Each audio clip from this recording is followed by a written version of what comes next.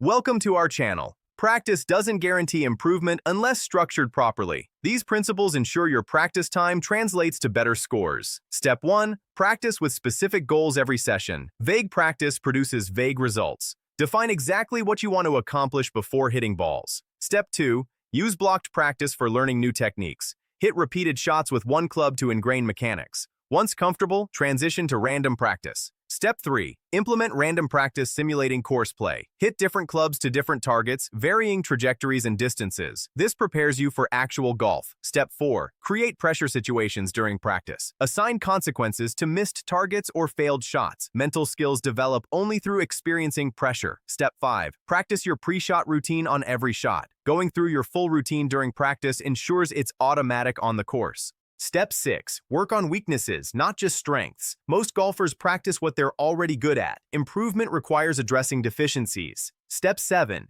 Keep statistics during practice rounds. Track relevant metrics revealing whether your practice priorities align with your actual weaknesses. Step 8. End each session with confidence builders. Hit your favorite shot several times to finish positively. This creates good associations with practice. Step 9. Review your practice in a journal. Note what worked, what needs more attention, and insights gained. Don't forget to like this video and subscribe to our channel.